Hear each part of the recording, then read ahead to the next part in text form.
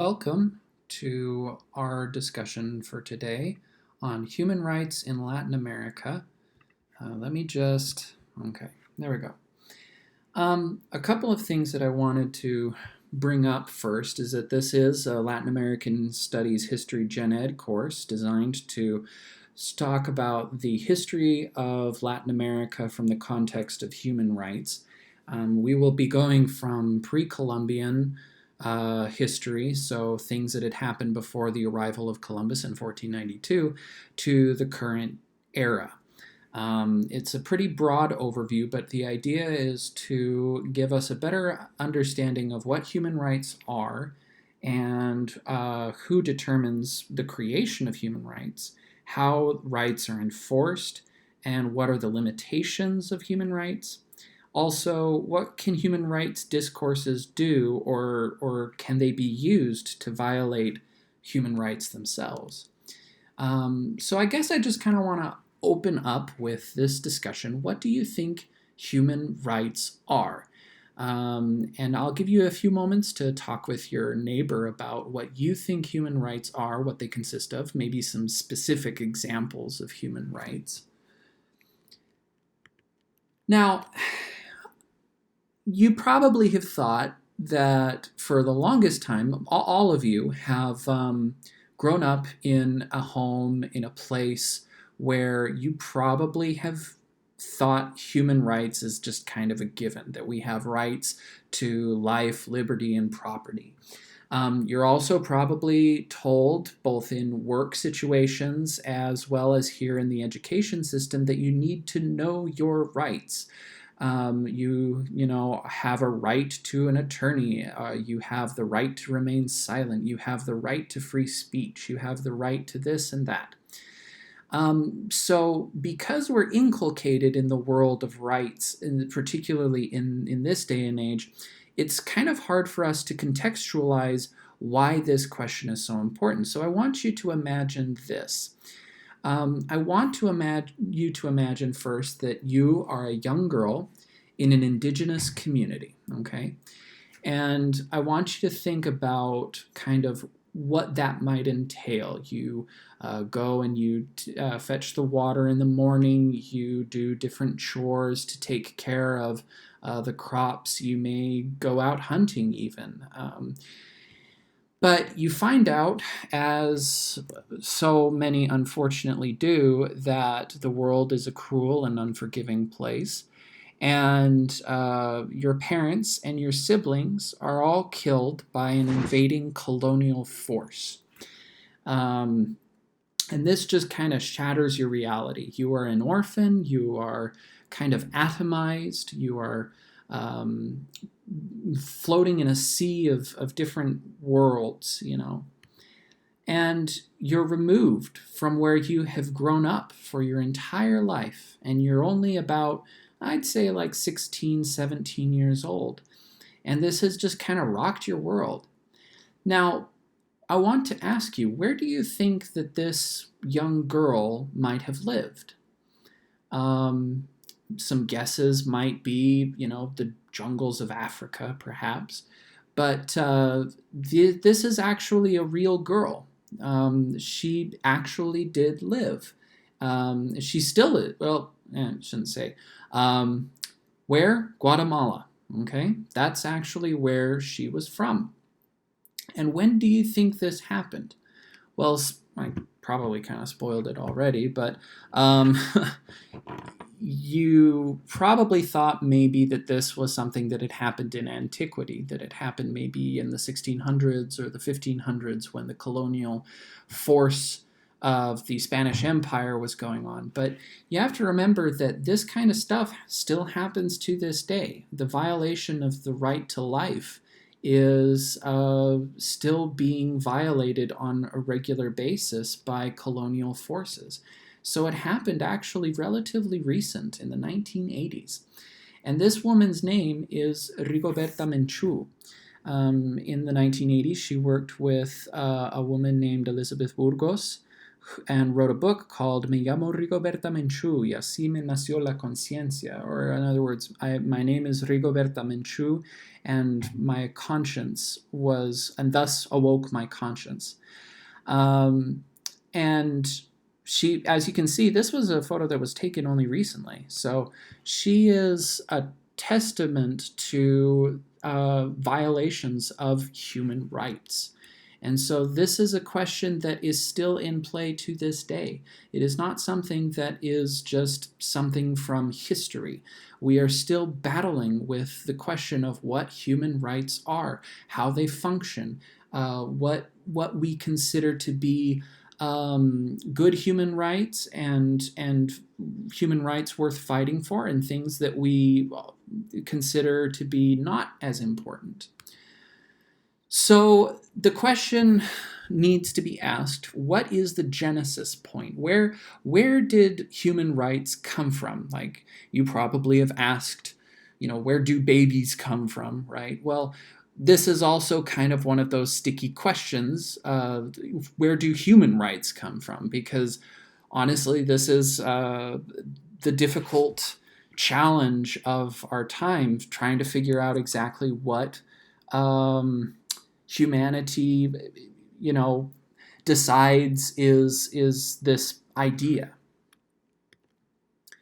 So I think the beginning for me, there will be other scholars who will say some different things, so we have to pay deference to difference of opinion. But my belief is that the idea of human rights actually started with the idea of righteousness, or what is considered to be right. So all religions, all cultures, all civilizations, from today all the way back to antiquity, had some sort of conceptualization of rightness or righteousness as a central tenet of sociability within the given community. So this is very important when we're talking about law, because law is actually the result of enforcing rightness on righteousness. So rightness has to assume a certain amount of obligation towards the community. This is, the idea that if I do unto others as I would have them do unto me, that is the idea of righteousness, having an obligation towards other individuals. So some examples of this, ancient examples that you've probably heard of before. The first one that is kind of important is the Code of Ur-Nammu, which is a Mesopotamian legal treatise that prescribed punishments for committing crimes. And I think that this is probably the most basic example of righteousness, like thou shalt not. And you can see that also with the Decalogue, or what we might call the Ten Commandments that was given to Moses on Mount Sinai. Judeo-Christian practices of what one should not do in a civilized society. Now, the difference between the Code of Ur-Nammu and the Decalogue is that the Code of Ur-Nammu gives actual specific punishments for certain crimes. So it makes it very clear that, well, if you violate one of the obligations of righteousness, then there is an obligation of righteousness to correct it, and that righteousness is punishment. The Decalogue, on the other hand, just simply says, thou shalt not. We do get a few injunctions. Thou shalt honor thy parents, thy mother and thy father, so that thy days may be long upon the land. But that's not the same thing as saying, this is the punishment if you don't obey your parents. The prescriptions of other kinds of punishments only come in later chapters and in later books of the first 5 major works in the Bible. And then another example of kind of this idea of righteousness is actually what's depicted in the PowerPoint here. This photo is of the Cyrus cylinder. And the Cyrus cylinder was created with the specific idea of talking about the tolerance of local religious practices, because as the Syrian Empire grew in the 6th century BCE, there were a lot of different religious practices that were going on in different regions of the country. And so this was kind of like the beginning of this idea of freedom of religion, but in the sense of like, you know, it is allowed, it is permitted, it is sanctioned by the governance of the Syrian Empire to permit these kinds of practices, even though they may run in conflict in other regions of the country due to the fact of the differences of opinion and the difference of ideology. Another big thing, and it's still kind of questioned as to whether or not the Cyrus Cylinder actually is responsible for this, was the repatriation of Jewish communities to their homelands in modern-day Palestine. Well, not modern-day Palestine in the sense of like their repatriation is, but in that time in the 6th century BCE. So my big question for you is, do these legal systems share similar goals, and in what ways do they differ from one another? And I think it's important to remember that all legal systems share the same goal, to order society in such a way as to assure stability and prosperity. Each system has unique elements that try to achieve that shared goal. So, for instance, with the Code of Vernon-Moor, it differs from the Decalogue in that it immediately describes or prescribes punishments and requirements, right? So that's just kind of how they function. The problem that we have to recognize is that with all of this, that there is still the same goal. They will go about it in different ways, essentially. So now I kind of want to jump to, so now that was kind of like the historical background of like antiquity and the idea of what constitutes rights, at least in the ancient sense. And rights always had to do with rightness or righteousness, like it is right to do this or it is not right to do that, right? The kind of structuring of behaviors within society. But as time goes by, we get to the Roman Republic. And in the Roman Republic, we start to see the emergence of these ideas called objective versus subjective rights. Now, Greek philosophers like Plato, Aristotle, Socrates, the big three, they talked significantly about the objective rights of man, which is this idea that it is right to do this, like it is right to bury the dead, it is right to honor your mother and your father, it is right to take care of the widows and the orphans and things like that. But that is very different from this idea of subjective rights, which I think is what we nowadays would constitute like, I have the right to free speech. I have the right to an attorney. I have the right to bear arms. And this really emerges in the Roman Republic. And it comes from a couple of different individuals. The two main Roman jurors of this time was Publius Juventius Celsus and Julius Paulus Prudentissimus. And they defined these terms along the lines of jus, which is the law, est aequum et bonum. The law is balance and right. And they got this idea to kind of eke out the ideas between the objective right versus the subjective right. So let me explain what I mean.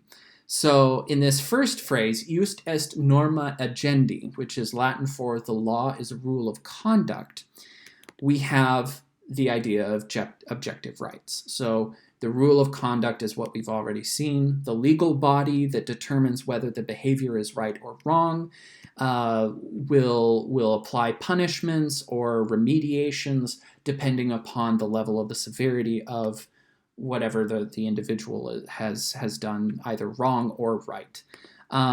So the examples, like it is right to not murder, right to bury the dead, it is right to not steal, okay? But then they come up with this particular phrase, "Just est facultas agenda," which means the law is a license to act. So instead of it being simply a negative thing in the sense that like you can't do certain things, they also spin it with this very positive notion that you can do certain things. The law is a license to act. The law is there to allow for people to do things, and they can do them within the boundaries of law.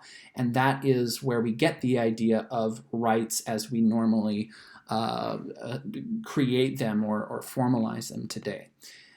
They are subjective rights because it deals with the rights of the subject, the individual. Law allows individuals to act in accordance to their agency. So this is the right to own property, the right to own travel, the right to, et cetera, et cetera. I mean, there's so many different examples, and we will be going over them quite a bit. So I want to kind of take a step back now. We've talked a little bit about this kind of heady concept of like, okay, we have subjective versus objective rights, but it still leaves the question, how do we implement, how do we deploy rights? Well, the first thing you have to understand is that government is what actually creates rights. And there are many different kinds of governments. There are governments such as kings, emperors, there are tyrants, despots. These are kind of singular individuals that embody the idea of sovereignty, right? And sovereignty is this power to act in God's name or in the name of a particular individual, and that power emanates from that one individual.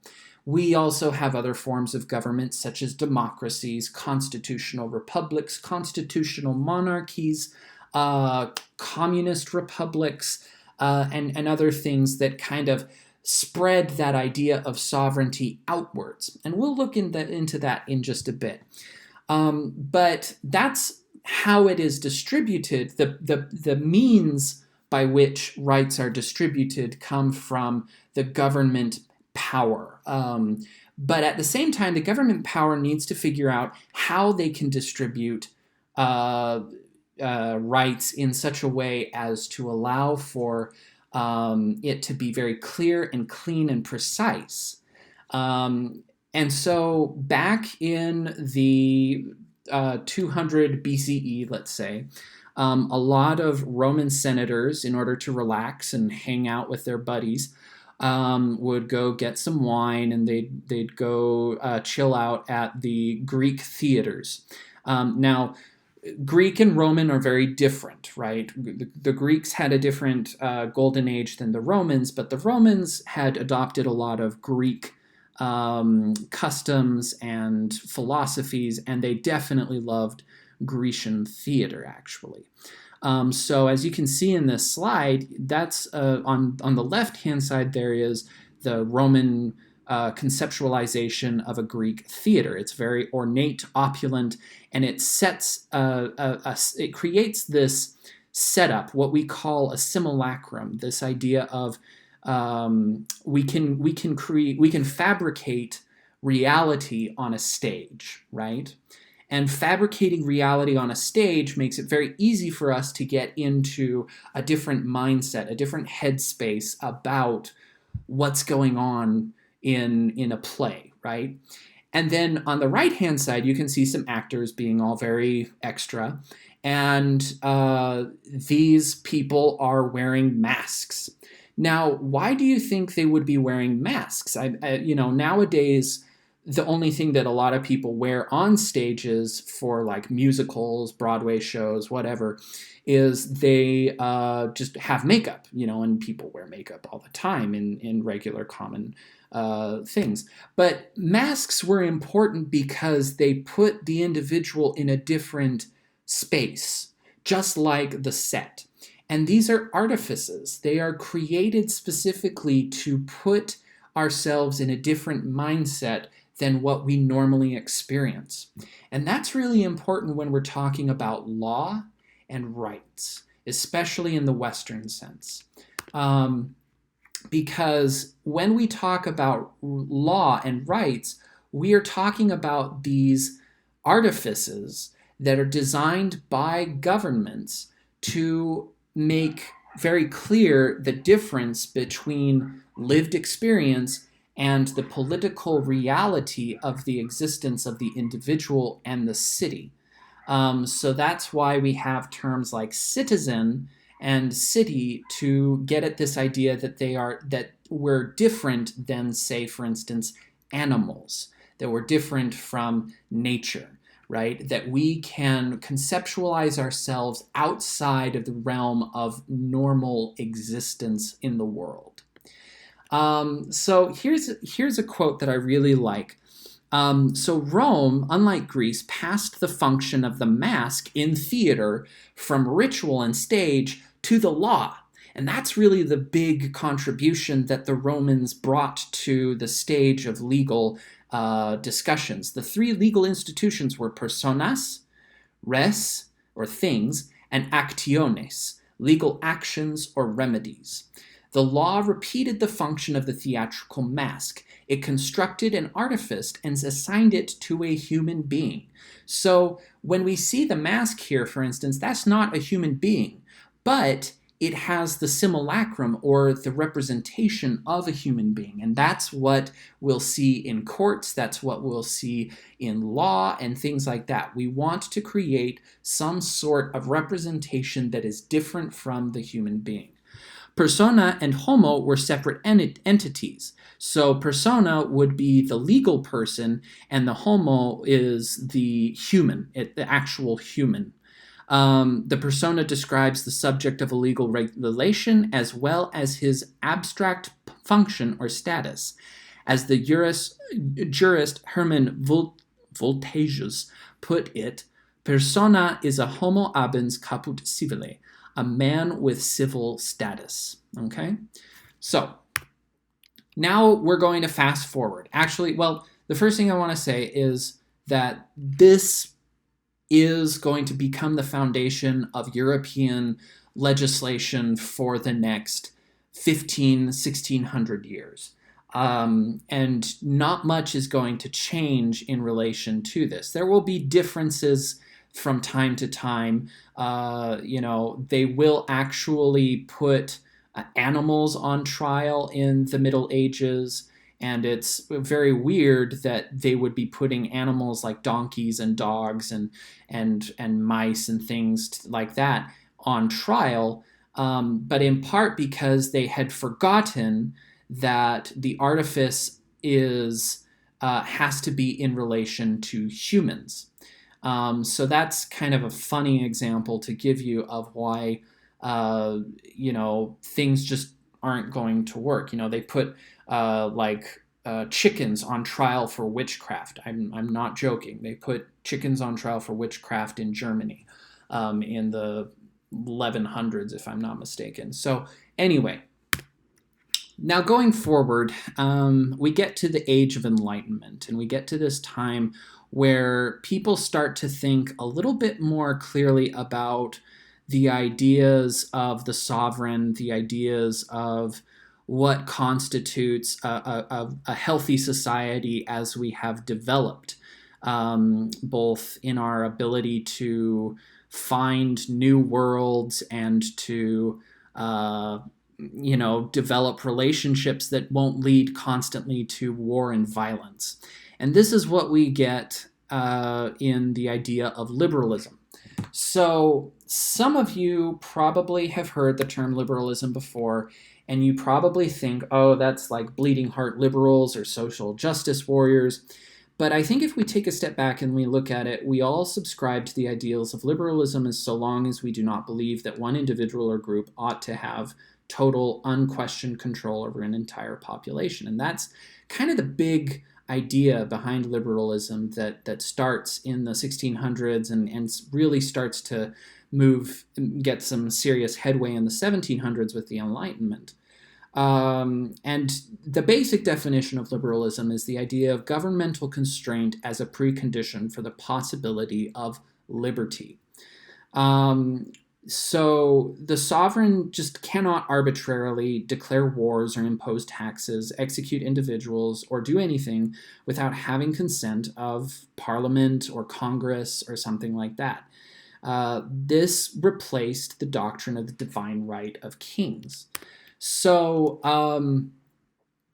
this is kind of where we start to see how maybe previous conceptualizations of governments had gone wrong. So we all probably have heard the story about Julius Caesar, right? Julius Caesar becomes this figure so powerful and potent within the Roman Senate that it kind of destroys the idea of having a more representational government, and now it's just centered on one dude who has complete control over everything, and the people in Rome kind of saw this and were like, yeah, this is definitely not representing us. We have this one person who is just really, really popular, but he can, at the end of the day, do anything that he really wants to. So this rule starts to come back in full force in the 1600s because of a bunch of different wars that happened in Europe, and it was starting to really, really drag the economies of European countries down, most notably that of the Holy Roman Empire, which is now modern-day Germany and parts of France and Italy and Switzerland as well. So the quote that I have here is really good in talking about why it is that we need liberalism in order to avoid this kind of impunity in the sovereign. The first condition of universal freedom, that is to say, is a measure of universal restraint. Without such restraint, some men may be free, but others will be unfree. One may be able to do all his will, but the rest will have no will except that which he sees fit to allow them. And that's the issue with having one person completely in charge without there being a certain amount of restraint put on them. To put the same point from another side, the first condition of free government is government not by the arbitrary determination of the ruler, but by fixed rules of law to which the ruler himself is subject. And so, like, the divine rule of kings becomes this big sticking point in the late 1300s in certain parts of Europe, especially in the United Kingdom, or what we now call the United Kingdom. What is the divine right of kings? Well, for the longest time, basically since the time of Caesar actually, was this idea that the gods, or God, if it was a Christian nation, had ordained this particular individual to do the will of God. And there is an unquestioning of authority. They are completely right in every instance. But back in 1215 AD, we get something called the Magna Carta Libertatum, or what most people call Magna Carta. And it contests this doctrine of divine right in the personage of King John. King John I is the guy that you're probably thinking, the guy from the Robin Hood stories. He is the phony king of England, right? And the problem is that a lot of barons, people like Robin of Locksley, who were very upset with the way in which King John I was managing land rights in England at the time, and that they were like, hey, we want to have our say too in what's going on with the land that we have, that we technically own, And so these barons are saying, okay, we're going to fight. And they ended up having a pretty big civil war. It's considered to be the first real civil war between different factions of the English Empire, the English kingdom at the time. And it led to an agreement between the king and the barons to mutually respect each other, to recognize that there's a certain amount of autonomy that the barons do have outside of the realm of what the king considers to be his imminent domain. So the king can no longer exercise unrestrained will over his kingdom, which is the idea of non-tyrannis, non-tyranny. That the only way to make that possible is to keep tyranny in check vis-a-vis some sort of documentation and promise and covenant that is enforced between one individual and another. So this is where we start to see the beginning of liberalism, but it definitely picks up pace later on when we get to the 1700s and social contract theory. Now, you probably have seen a picture of this guy before. His name is Jean-Jacques Rousseau. And he was one of those French Enlightenment philosophers that's very, very important, such as, like, he was friends with Voltaire. He was also friends with, oh, goodness. Well, you know, my brain just doesn't want to work today. So, but he was friends with a lot of people who were trying to figure out, or he was contemporaries, I should say, not friends. He did have a lot of beef with Kant and Hegel, for instance. These were other contemporaries that came either a little bit before him or a little bit after him. Social contract theory. So, now that we have this idea of liberalism where the king has to be a bit restrained in what he or she can do, we also have to talk about restraint among individuals who are not necessarily kings and queens. It starts first with people in the upper classes, so the aristocracy, and then it starts to work its way down into thinking, well, it needs to kind of be extrapolated to all parts of the society. What Rousseau says is, quote, "The action of association comprises a mutual undertaking between the public and the individuals, and that each individual, in making a contract, as we may say, with himself, is bound in a double capacity as a member of the sovereign, he is bound to the individuals, and as a member of the state to the sovereign." So basically what he's saying here is that in order for us to have a sovereign that is restrained, we also need to be restrained towards the sovereign and also towards other individuals within the state. So that would be, for instance, I need to pay my taxes because I have a capacity in reciprocating the goodness and the restraint of the sovereign to provide for the defense of our kingdom and such. I need to pay my taxes, and in return, I will get such and such things, you know. Also, if in social contract theory, if I am working with another individual, say for instance, I buy a certain amount of stuff from them, I have a legal and moral obligation to make sure that I repay them in a fair and equitable manner, right? That there needs to be something that shows that I am showing my due diligence in my responsibilities towards my fellow man, right? So this is social contract theory, basically. Now, we get to America, right? Because America, yeah. And this is probably the best example that most of you have seen before of what rights are. But the Bill of Rights is really designed as an embodiment of the social contract theory. So we've all seen the First Amendment, which is the freedom of speech, religion, press, assembly, and petition, correct? And that one is kind of a fun, exciting one that we can get into, the right to bear arms. Probably lesser known is the quartering of soldiers, arrests and searches, and the rights of persons accused of crimes.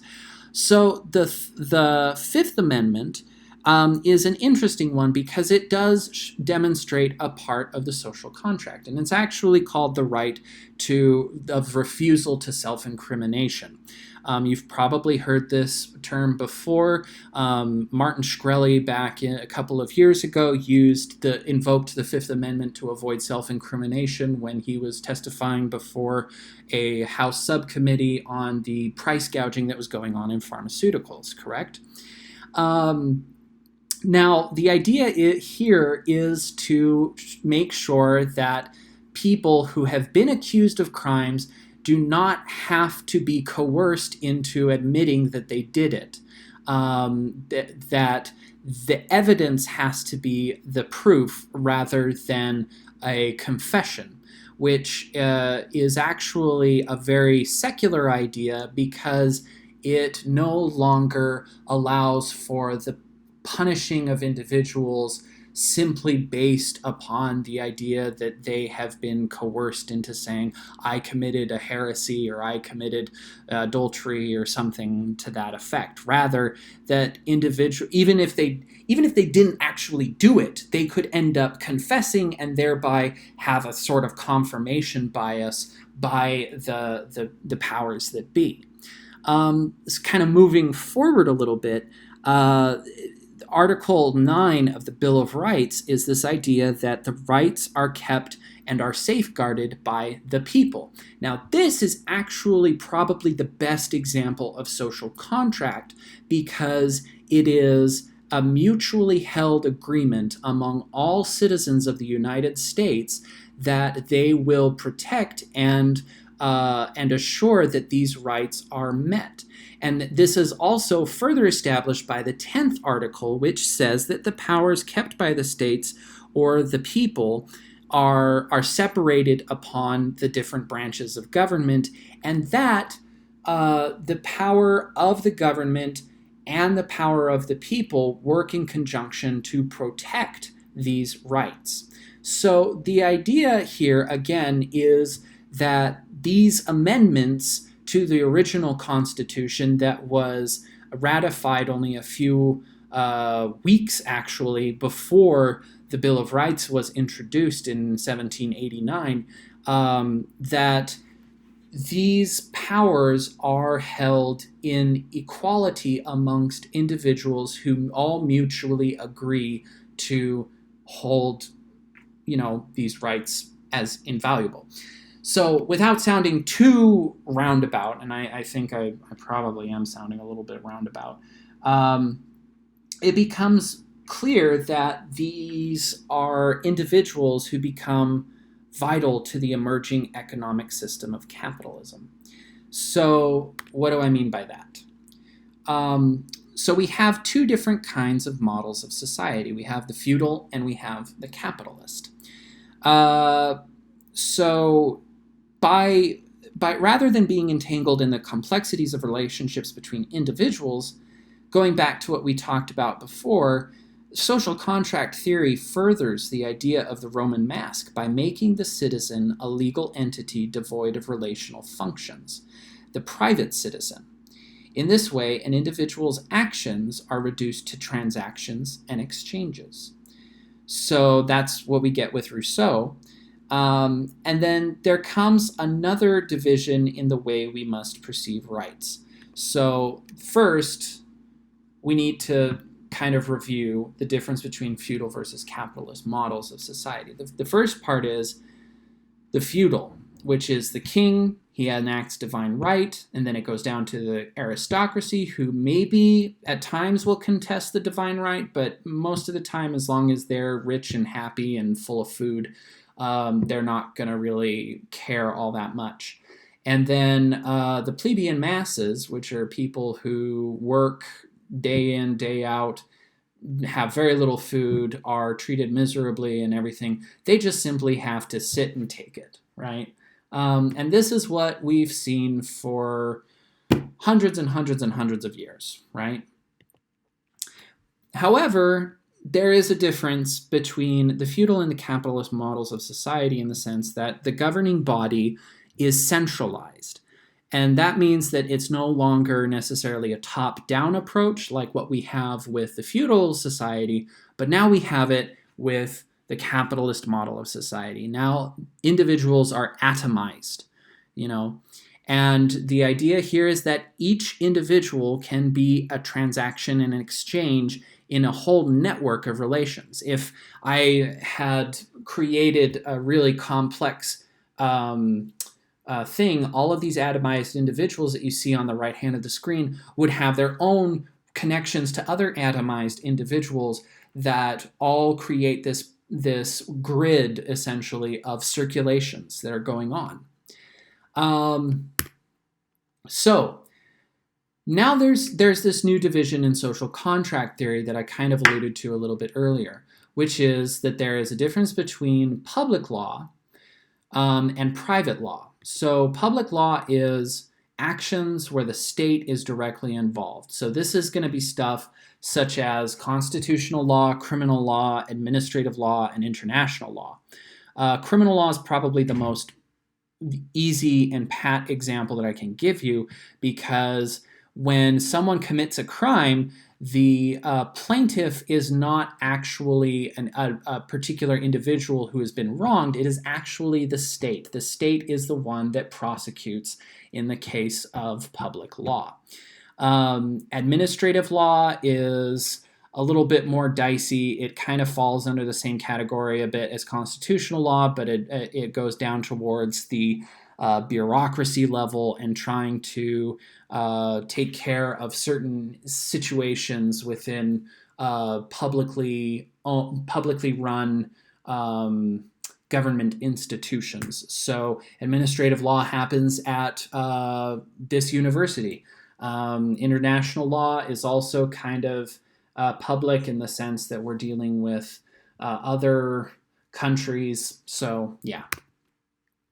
The example that I give of public law is actually the U.S. Bill of Rights, because the right to own arms is in fact a public law in the sense that the government is restrained specifically on certain issues of the bearing of weaponry. However, what's the difference between public law and private law? So the actions of private law deal with non-directly involved legal processes. So this deals with, for instance, relationships, which could be like family law, transactions, interstate commerce law particularly, and exchanges. So exchanges can be, adoption. That's some. And the thing about private law is there are just so many different kinds. There's contract law, property law, family law, and the list goes on. And they are all very different in the way that they approach things such as rights. So the peculiarities with private law are important because I think we've talked most of the time now about public law. Private law, on the other hand, is a whole weird ball of strange. The rights in the private sector are just super vast, they're super complex, and they vary from field to field. Family law is going to be very different in the kinds of rights that are stipulated versus contract law or tenant law, right? These rights are in a continual process of negotiation. They are not necessarily a guarantee of a good outcome for the individual either. So, for example, tenant or renter's rights differ from state to state and sometimes from even city to city. So that's one reason why the rent will be rent controlled in one part of town, whereas in another part of town, the rents skyrocket because there have been legal procedures within the given community that make it so that rent control does not happen. And there are always protests, contestations regarding those kinds of things because they deal with the local, with the issues that are impacting people on the day-to-day basis. Public and private law delineations also are kind of arbitrary sometimes. They overlap. So the example that I want to give you is the Civil Rights Act of 1968. Some of you may have taken a U.S. history course and have talked about civil rights before. And Dr. Martin Luther King, Rosa Parks, these are kind of central figures to what eventually culminated in the Civil Rights Act of 1968. And one of the things in actual Article 9 of the Civil Rights Act, there is a stipulation about the non-discrimination of people who rent or buy homes, and this was federal law. We now call it equal opportunity housing. Equal opportunity housing was specifically designed as a way of telling private owners that they could not discriminate against individuals of color or individuals that they considered to be not worthy of their place. Basically, if they could pay to live there and they had a good, clean criminal record and things like that, then yes, they could live there. And as you can see, the Civil Rights Act is actually technically public law in the sense that the federal government has created a specific U.S. legal code that determines that this particular law is in fact enforceable in the private sector. So now we get to talking about the Universal Declaration of Human Rights, or the UDHR. Now, the lady that's depicted in this is actually Eleanor Roosevelt. She was the wife of four presidential term U.S. President Franklin Delano Roosevelt, and she was a big proponent of the idea of Universal Declaration of Human Rights, precisely because she and her husband both saw through the first half of the 20th century just how bad things had gotten because of wars and the depravity that was being inflicted upon people. The deprivations, I should say, not depravity, the deprivations of human life and things that could have been prevented. And so she was very much a proponent for the Universal Declaration of Human Rights. Now, it was ratified on October 29th, 1945. You don't need to know that for the final, but it's good to know that it happened after World War II, and it was precisely because of things like World War II that they put this in the preamble. They said, quote, "Whereas disregard and contempt for human rights have resulted in barbarous acts which have outraged the conscience of mankind and the advent of a world in which human beings shall enjoy freedom of speech and belief and freedom from fear and want has been proclaimed as the highest aspiration of the common people." So, what makes the Universal Declaration of Human Rights different from what we've already seen in liberalism, for instance? So, the UDHR makes no distinction between civil and political rights and social and economic rights.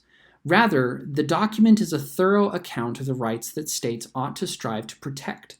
This indicates that at the commencement of the modern human rights movement, social and economic rights, or private rights, what we might call private rights, were recognized as being as important as civil and political rights, or public rights, at least theoretically. It can therefore be argued that international law does not support a division of rights along the lines that I had just described, and that such division is grounded in national law perspectives that cling to a negative model of human rights. The idea of the negative model of human rights goes back to objective rights, right? Thou shalt not do this, right? Well, the division is only created in the sense that you have to have a negative model in the first place of thou shalt nots. So, enforcement. As you can see, this is a photo of UN peacekeeping forces. It's a little bit controversial to have, for some people, this power that is not beholden to anybody other than basically the United States and the UN Security Council.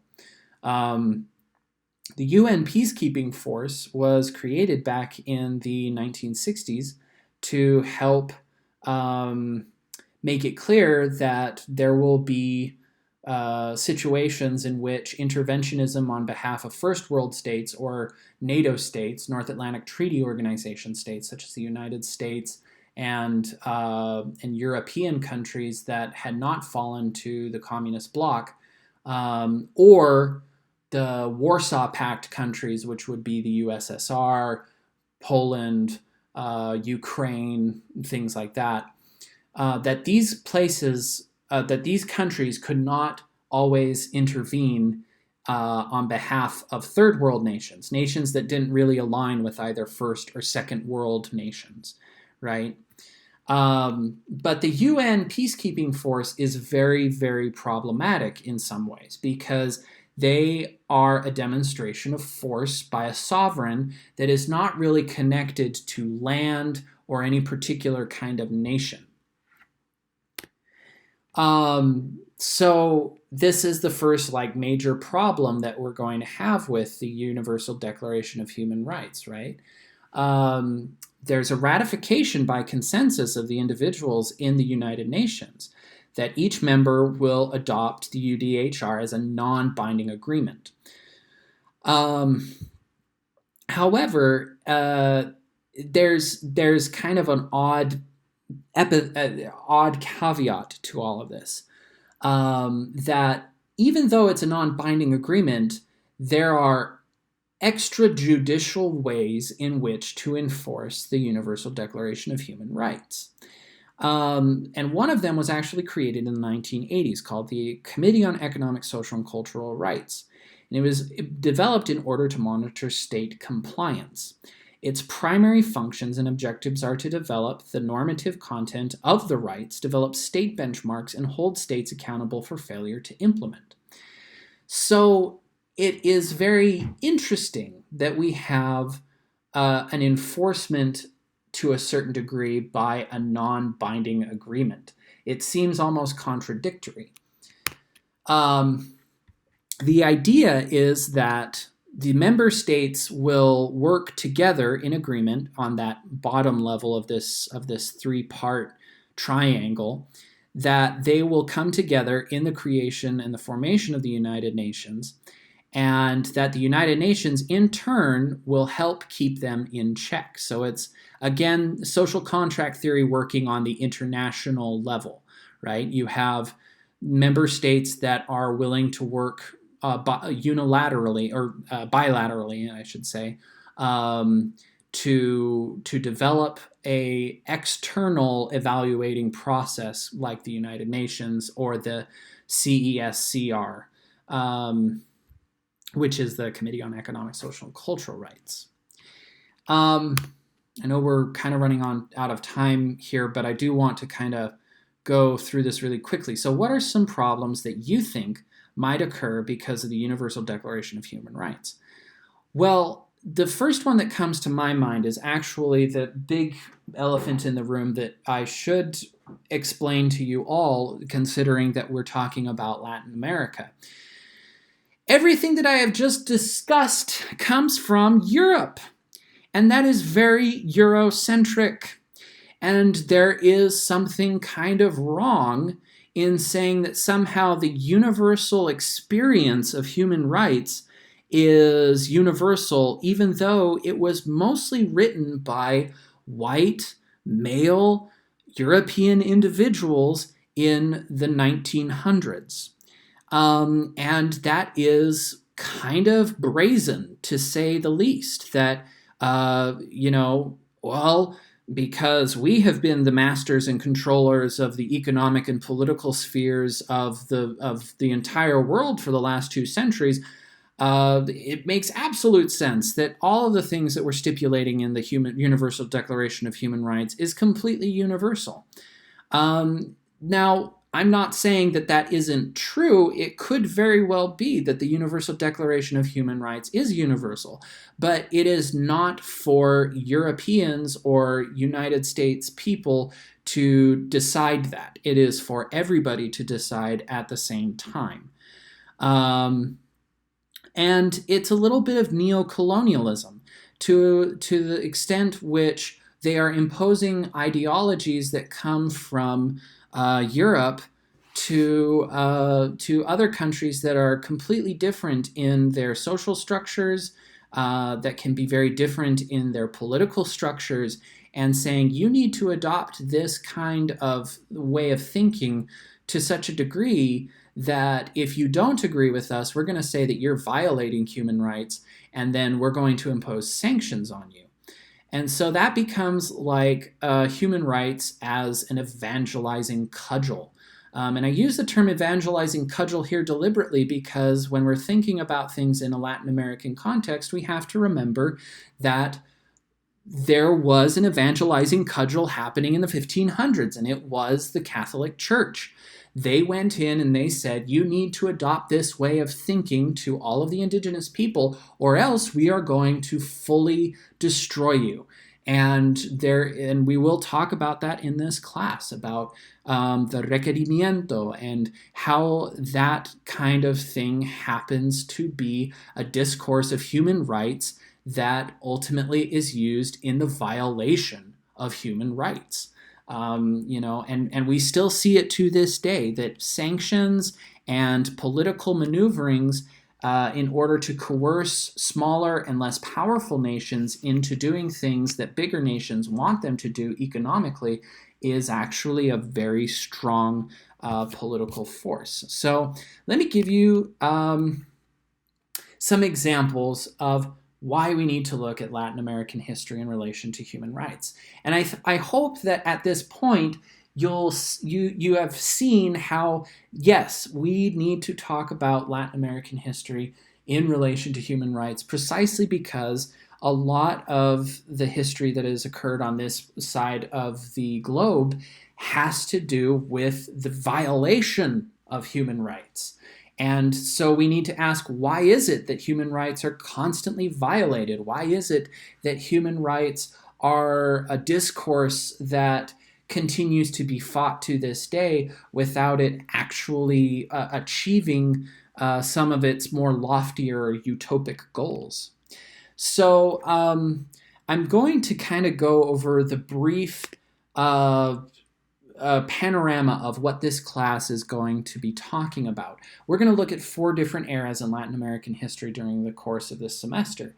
And the first one is going to be the pre-Columbian era, from about 1st century BCE to the mid-15th century, once the Spanish colonizers arrive in 1492. Then we're going to be in the Conquista era, which is the 15th to the 17th century. Then the Enlightenment era, which is the 18th to the 19th century. And then to the modern era, which is basically the last 100 years. So let's talk just very briefly about a few different time periods, about these time periods in depth, about what human rights might have looked like in these different times.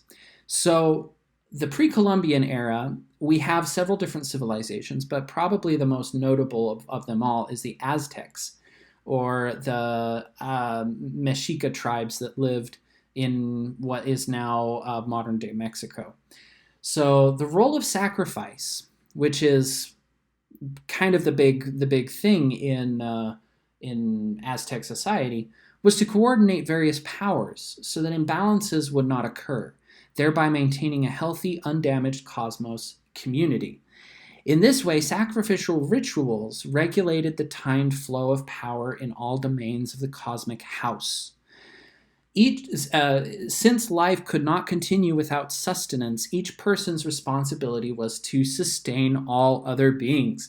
Now, doesn't that sound like objective rights or what? Right? That it is right to sacrifice, that it is right to make sacrifices to the gods so that the gods can be appeased, and that in return the gods will grant us rain and that we can be able to sustain ourselves for another year, right? So this is the relational model of rights being shown in objective rights. But then we get to the Conquista era, and the Aztec Empire crumbles underneath the crushing foot of the Spanish Empire, and they create New Spain, which would later be called Mexico.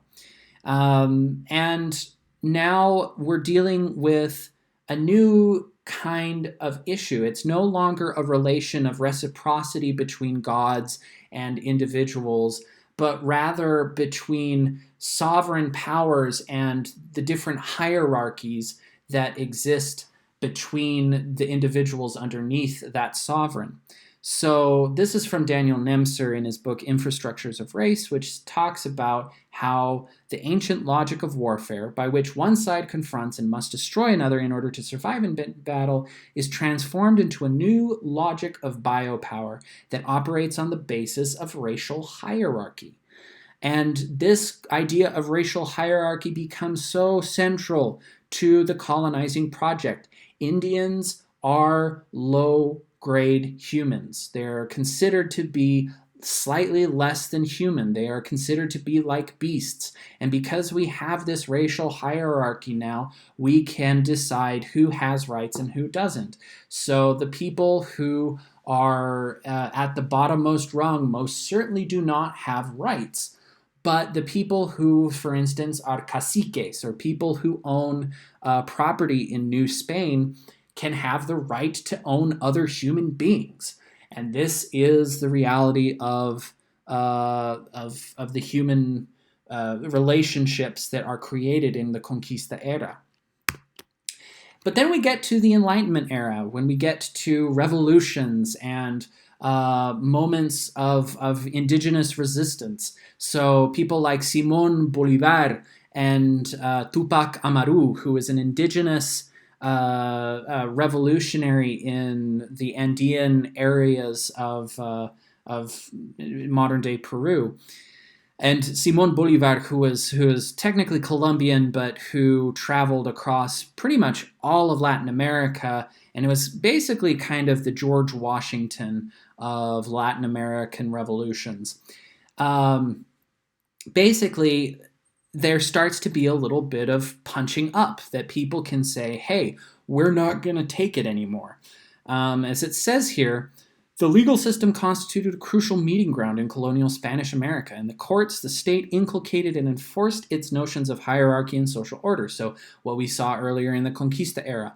But, as many analysts have shown, subaltern groups, or groups that were underneath perhaps the higher powers, also used the courts to address grievances, point out contradictions, and even challenge aspects of colonial rule.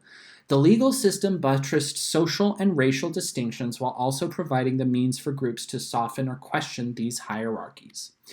So that's also really important. And now, to kind of close up, what we will be talking about in the modern era is the issue of democracy versus dictators.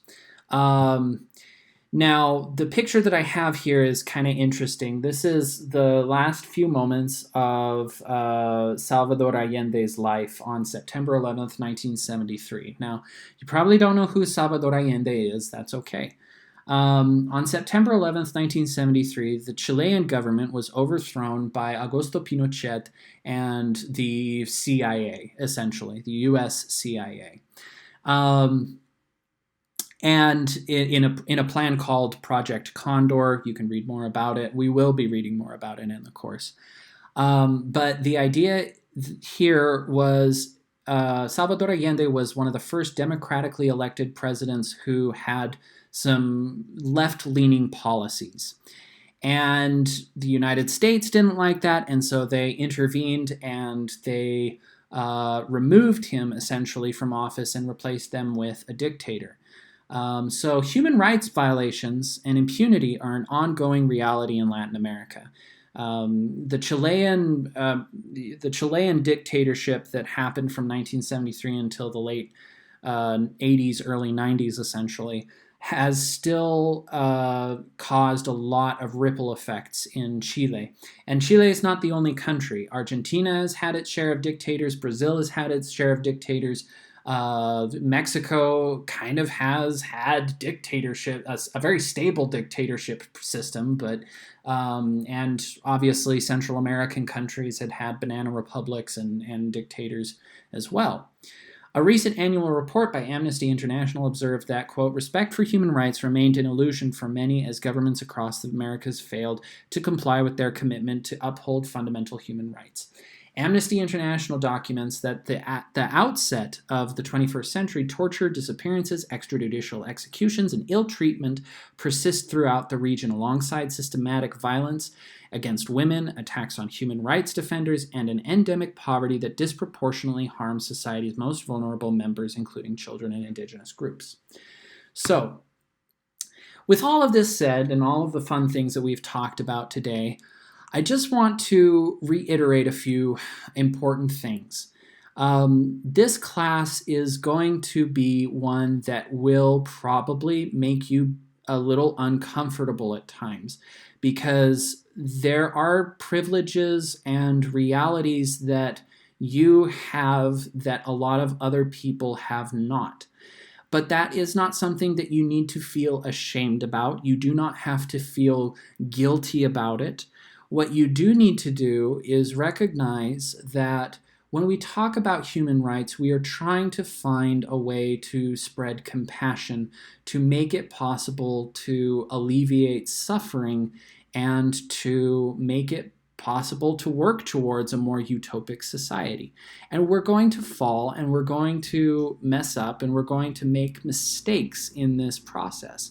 But hopefully what I've shown you today is that we are moving closer and closer to a time where people are treated as humans, not just as humans in the Roman theater sense of this atomized and completely stripped down individual, but rather as people with complex experiences, people who have struggled, and so forth. Thank you so much for coming today, and I hope to see you in the next class. Don't drop this class.